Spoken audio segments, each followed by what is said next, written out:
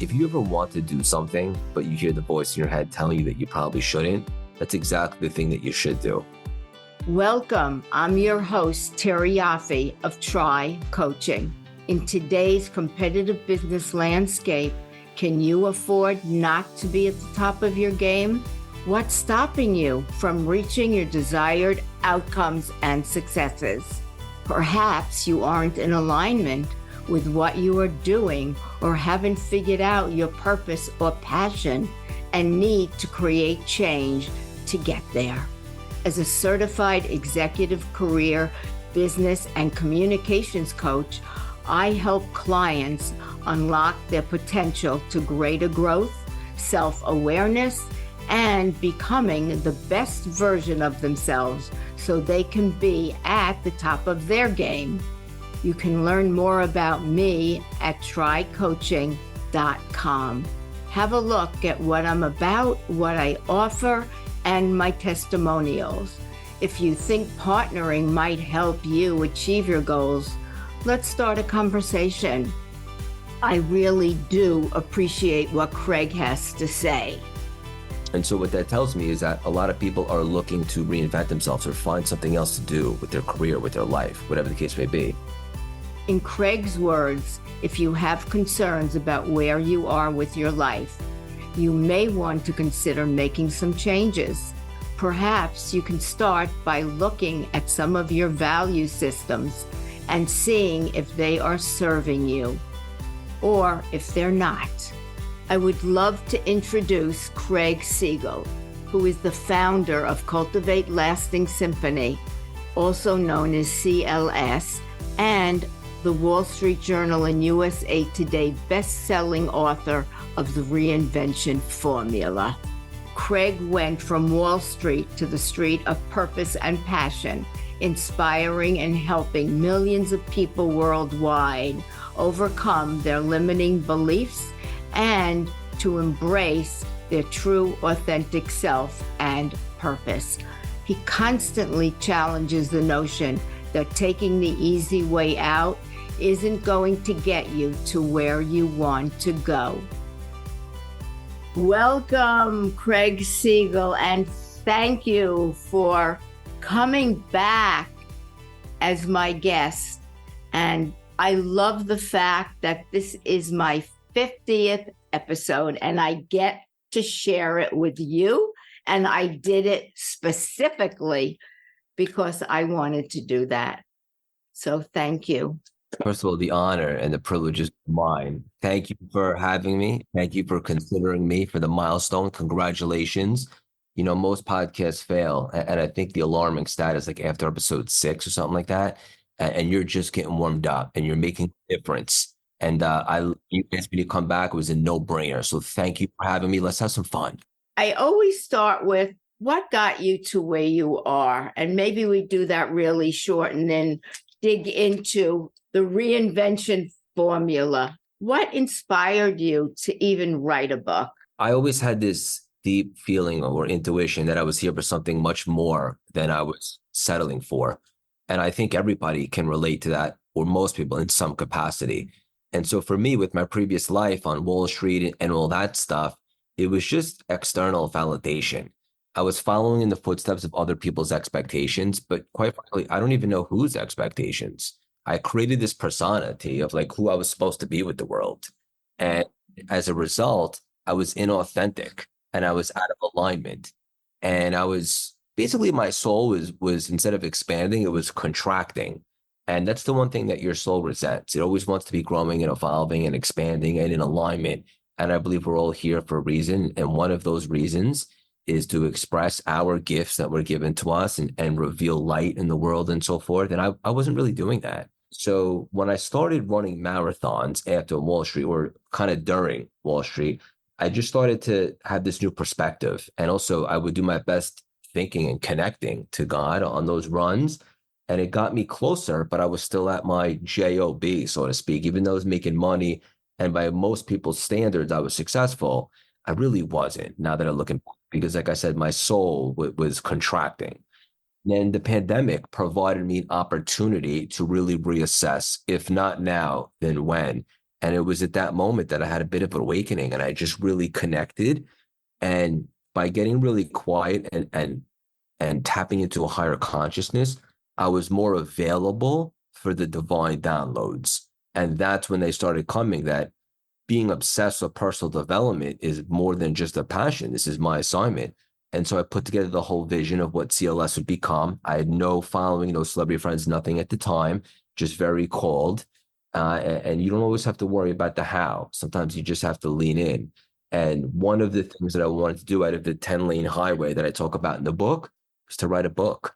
I just wasn't trying to force it by any means. I wanted a book deal. I didn't want to self-publish it. That was just my preference. And so I just started building, adding value, building CLS. And then the idea came for Wiley approached me to sign a big book deal. And it felt like the right time, intuition wise as well. And so we leaned in, and sure enough, it was the right time, and hit Wall Street Journal bestseller, USA Today, all that stuff. Most importantly, the testimonials that I get each and every single day of just the right book at the right time. It really sparks something in me. That's what it's all about. So that's how the book came about. Very interesting. So you talk a lot about the divine intervention. And so it sounds like there's a spiritual aspect here, a thread. Some people believe in it. I am one who does. But sometimes you speak to people and they poo-poo it, or you don't know what you're talking about because they see everything as kind of black and white, right? They don't open their lens, or whatever the reason. I've been spiritually open for a very, very long time. What do you feel about that? I think that it's a really deep question. It's a big question. And basically what you're asking is like, what does it even mean to be spiritual? And I think the answer to that, T, is that means that you believe that there's something else going on here aside from this 1% 3D reality, which is your body, my body, this coffee mug, the computer screens, and everything else. Obviously, your vessel is better looking than mine. If you're spiritual or you're enlightened, that means that you believe that there's a lot more going on here beyond just our logic. In other words, universal laws, right? And this is backed by, science and quantum physics. And I don't know if you saw the movie Oppenheimer that recently came out. Cool. It was a good one. And it was the beginning of quantum physics and so forth. And so to be spiritual means that you believe that there's something more going on here than just this 1% physical reality. When you wrote the book, did you think of spirituality in how you wrote it? Or, I mean, it's a great book, The Reinvention Formula. Thank you.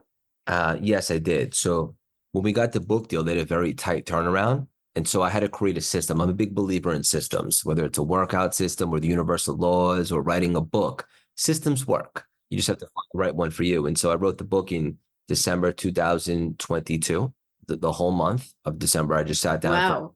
An hour each morning. And we come out to about between 1,000 and 1,500 words a day. And then I would stop and I would not reread what I wrote. I would just let it flow. And the whole book came out of me. And it was a bit of a spiritual experience because this wasn't something that I was planning for a long time. Yes, the book itself was on the vision board, but I want to be very clear. And I think this will be encouraging for your listeners as well. I did not have a lit agent, and I certainly did not have a manuscript. But when it came time to write the book, because we got the book deal, I'm like, what does everybody really need right now from me? Like, how can I add the most amount of value? And reinvention is something that a lot of people think about. And, there's some pretty interesting stats out there. I think one is that only 20% of the people actually find purpose in the work that they do. That's pretty low. And so what that tells me is that a lot of people are looking to reinvent themselves or find something else to do with their career, with their life, whatever the case may be. And for me, even if you didn't love me, hard to believe I know. One thing that I did pretty successfully that just couldn't be denied is as I reinvented myself from one life and career to a totally different, and had a tremendous amount of success in what most would consider a pretty short amount of time. And so I wanted to showcase to everybody that not only is it possible, but it doesn't take time. It just takes alignment, and show them exactly how I did it, but also the 15 years of personal development that led up to it. And so it was a spiritual experience because the book flew, like I said, it just kind of poured into me. It came to me like I was a channel. Picture this, like every morning, 4 a.m., my cup of coffee on the recliner, looking outside, and I'm a channel, and the downloads are coming to me, and then I'm expressing them while I'm typing. I did not have the manuscript. So yeah, it was a spiritual experience and it was beautiful. And the good news about that is it wasn't forced. That's probably, one of the reasons why it was successful and so forth is because I think the best things in life you feel called to do. You're not just forcing it. So it was absolutely a spiritual experience for me. I've had a few of those myself. I have reinvented myself. Let's talk about the book. Let's talk about the words reinvent, recreate, because, people think they're big words. They have big meanings. And I don't know whether people are just not tapped into thinking about recreating themselves. This is who they are. And that's how they go through life, whether they're happy or unhappy or not satisfied. It becomes a status quo for them. And then life is what it is. So talking about the book, how can people look at it as, okay, small little molehills, rather than thinking about climbing Mount Everest? Yeah. Because that's, who climbs Mount Everest? I happen to have a friend that has, but most people don't. It's huge.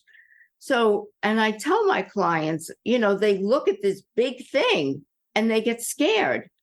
But if you could take tiny molehills and break it down, talk about that a little bit. First of all, what an unbelievable big idea and concept. And I want to acknowledge you for a second, right? You essentially reinvented yourself when you said, I'm going to start a podcast, right? But if you were thinking about becoming Joe Rogan or having millions of downloads per episode, you probably would have convinced yourself to not even try. But you broke it down, right, to small actionable goals. And you just celebrated 2 milestones. One, you confided in me before we hit record, which is a certain amount of downloads, which is awesome. And also a 50th episode. So now you do those, you cross those off, and now we start thinking about what are the next milestones. And that's how you actually achieve things in life. You don't go from A to Z. You break it down into small, actionable, reasonable goals, and then you cultivate momentum, go from A to B, and so forth. So you're a shining example of that. The word reinvention is intimidating. And I think a lot of people, whether you're 85 years young or 30 or somewhere in between, you hear reinvention, and I imagine most people think about starting over or starting from scratch. And that's not what I think. And just to be clear, you're never starting over, right? Because you're taking all your lessons and life experience and you're allocating it to something new. So you're always starting with some wisdom and experience, which is priceless. And also, when I think of reinvention, I think of finishing and executing on something that you've been dying to do. I think about finally arriving at you, letting go of trying to be something you're not, which I was struggling with for a very long time, and actually being the real, raw, authentic, strange cat that we are, unique. And when you finally arrive at that, that's what I like to consider a reinvention. And now it's like the universe loves that because the universe favors the bold, and all everybody really wants to see is us be ourselves. But for some reason, we're the last ones to follow through on that promise. And I would challenge the audience right now. Like, when was the last time you were actually you? And I think a lot of people might have some trouble answering that question. It took me a very long time. And once I decided that that's how I'm going to reinvent myself, I'm going to finally arrive at me. Interestingly enough, that's when the world began to see me, and that's when everything began to take off. So I think people might be thinking, what is he talking about? Arrive at me? I am me. Here I am. I am me. However, there's me, and then there's me. There's the me you thought you should be for all these years, whether we are following in our family's footsteps, where we are being someone everyone wants us to be, or alternatively, we kind of drop the masks the veils. Yes. And somewhere between that veil and here can be 10 million veils to get to who we are at our core, and being willing to say, this is who I am. I don't have to wear 12,000 coats to cover it up. That was a juicy nugget. And I just want to say, for your content team who's going to cut clips from this, that should be the clip that they cut.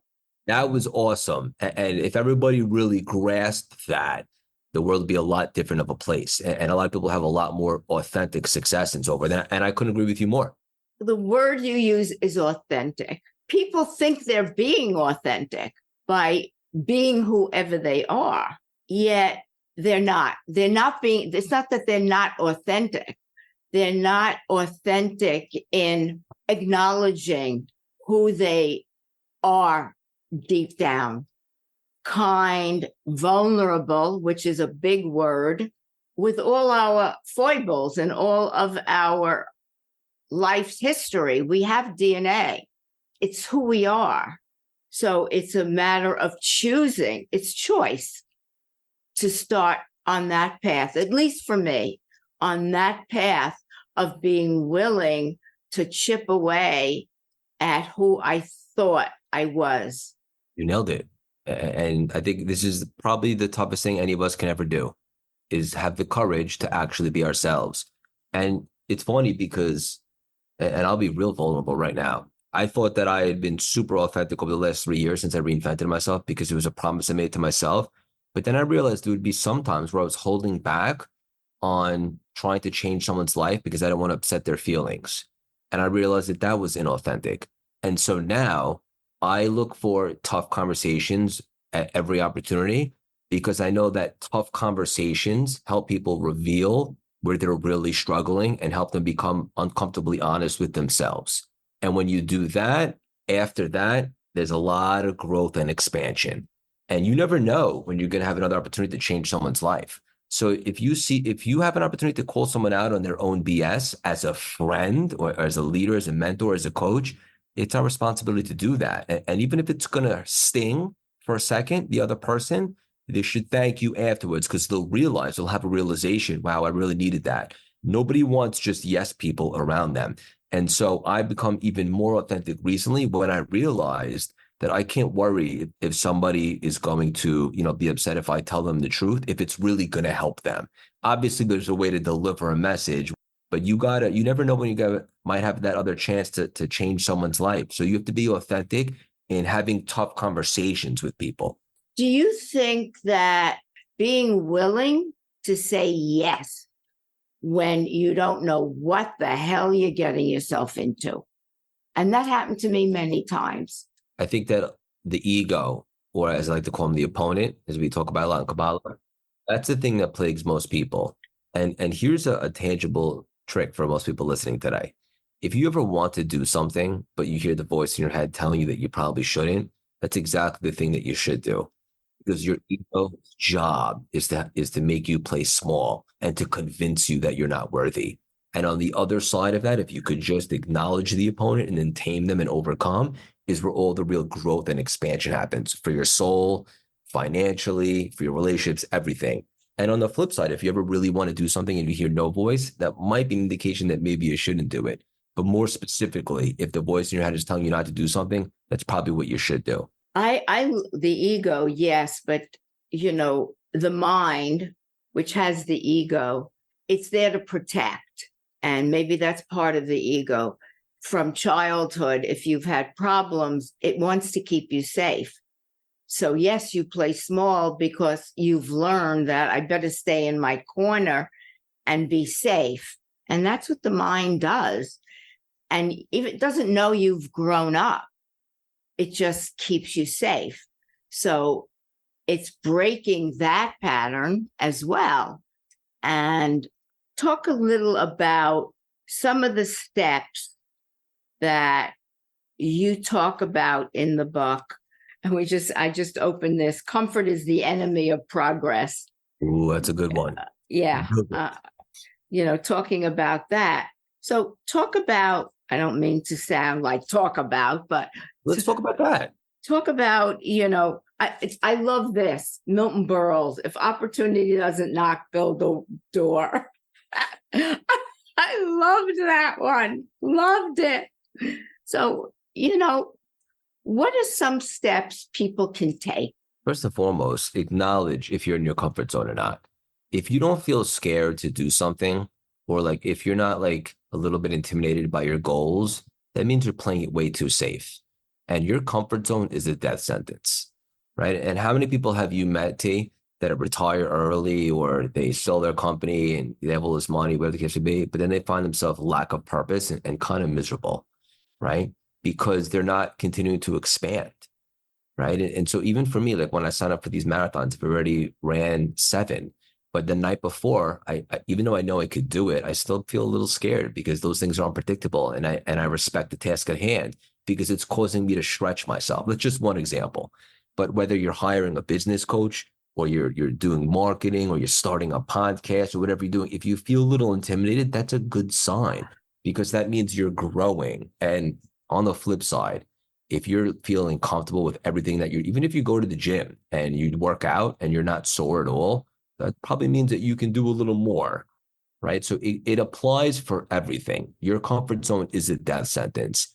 And I think that line that you just mentioned might have been from The Greatest Showman, one of my favorite movies. So B.T. Barnum? Yes. Yeah, P.T. that was Barnum, it. played by Hugh Jackman. And great movie for everybody. It's not real. It's a musical, but it's really not. There's a great message in there. It's unbelievable. And he talks about that. And like the whole point of life, like to be successful, is not the end result or the things that you get. It's the pursuit. And the pursuit means that you're on your path, whatever that is. Think about like if you're not spiritually growing, I mean, you're probably spiritually dying, right? You always have to be evolving and expanding in some capacity. And if not, the universe will probably, hit you in the face some way, somehow. So if you're ever in a comfort zone or you're feeling like you're not stretched right now, it's a great indication to do something scary. Even if you just have to set the tone, like sign up for something, put yourself out there, do something that just causes you to have an opportunity to grow and expand. And then that'll lead to other places in your life. But don't let the voice in your head, the ego, convince you not to do it just because it's scary. Those are the things that you absolutely have to do. But I cannot stress it enough, guys. All the real growth and expansion in the world happens outside of our comfort zone. Yeah, I tell my clients, it's nice to have your little blankie and milk and cookies, but you can do that for a short time and then go back out. Honestly, I hardly ever remember what a comfort zone is. And I'm in that category of retirement. Most of my friends are retired. I'm the oddball. People look at me and say, why? I could retire comfortably and do all this. And yet I don't. I keep going. And when I did start my podcast, I said to myself, if it doesn't work, I'm okay. It doesn't define me, and it doesn't define me as a coach. So let me ask you why I want to challenge you on your own show. I love you, but I love what you just said. Why do you not retire? Why do you keep doing this, putting yourself out there and expanding? That's all I know. Honestly, I have spent my entire life being foolish enough to go places that I have no clue. I was in fashion and I got fired from job after job. I really never cried. I kept getting up and finding something else. And then out of nowhere, a woman I knew in the fashion world had a position at Women's Wear Daily. They were looking for a New England manager. The woman was leaving. And she came to me and said, do you want to come work for me? I said, I have no idea what sales is about. I've never done sales. She said, but fashion. I could have said no at that point. I could have said, I'm too scared. I don't know it. Whether I was dumb or whether whatever, as I tell my clients, if a platform comes up, get on it. And I did. And in 3 years, I took a $600,000 territory to $1.3 million. And people liked me. They wanted to business with me because I was honest and I had integrity. And from there, I went to Condé Nast for 11 years. I almost got fired because somebody didn't like me and she wanted to let me go. She got fired, I stayed, and I did phenomenally well. And I left because it was time to find another path. And as I say, I got in a rowboat, metaphorically, and I just drifted away from that shore. Keep wanting to go back, but I didn't. I was on a mission to find another shore. And I started my own company and did very well because people knew me and my reputation. When that industry dried up, I searched for quite a while to find out what was next for me and decided to become a business coach, as I wanted to help people make changes within their lives.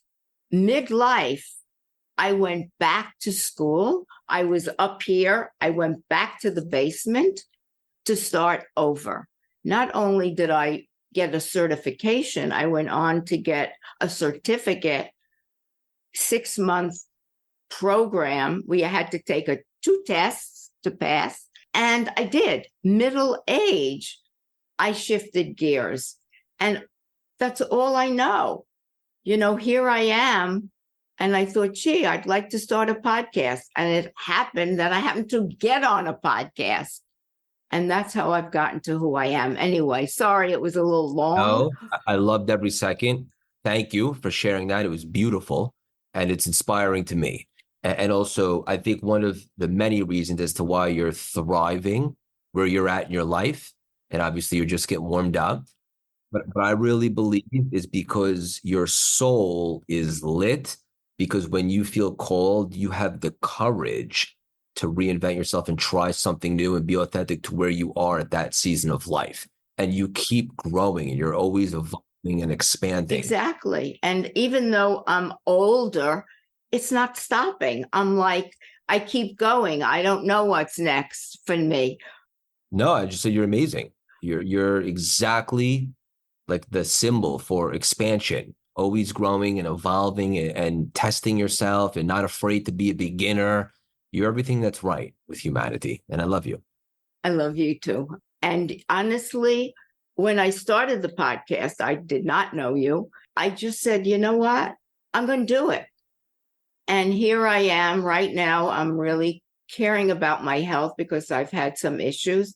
And that's my goal right this minute, is to take care of my health, which I'm doing. But I'm looking at what can I do next? Where everyone else is retired that I know, I'm thinking, what can I do next? I don't know what that'll be. So I'm sitting back. I'm getting back to exercising and figuring out what's next for me. I'm just called to do whatever I do. And when I think the chips are down, I just think about, okay, let me sit back. Let me see where it goes and what I need to do. We keep moving away. I want people to really get your buck. What else do you want to add about reinvention, about that you think our listeners would like to know? You know what? I think we cover a lot of great stuff. Look, if you feel like you're here for something more, right, but you're not necessarily sure what that is, you're looking for clarity, or maybe you're looking for the strategy, or anything in between, because I think those two cover it all. Read the book. Read a couple of chapters. They're bite-sized. They are. They're very, it's great. And, I think we can wrap up with your quote, and it's so true. This is your movie. If you don't like the plot, change the script and replace the cast with more empowering characters. And we can make whatever we want out of our movie. It doesn't have to be what we believe we should be in the world. Yeah. Take it from me and you. Always reinventing ourselves. Craig, we could sit here all day and keep talking about this, my favorite subject. Thank you for being here again and for honoring me for our 50th episode with your presence. It means the world to me. And people are listening, go get the book. It's bite-sized pieces that you can digest. It's not a lot of wording that you don't know or any of that. So it's a great book. If you feel inclined to start to make changes, it's a good way to start. Any parting words? I love you, and I'll be back for episode 100 if you have. You'll have me. You got it. Craig, thank you so much. Thank you. Love you. Love you too. Thinking about making personal changes in your life? A great way to begin is to start by reevaluating what might be holding you back and then adjusting your mindset. I'm hoping that this compelling and extraordinary conversation with Craig Siegel has offered you thoughts on how you can create your own changes by making choices that matter to you. If you enjoyed this podcast, please leave a review on Apple Podcasts. Thank you for joining the conversation. For related content on extraordinary work, please visit my website, trycoaching.com.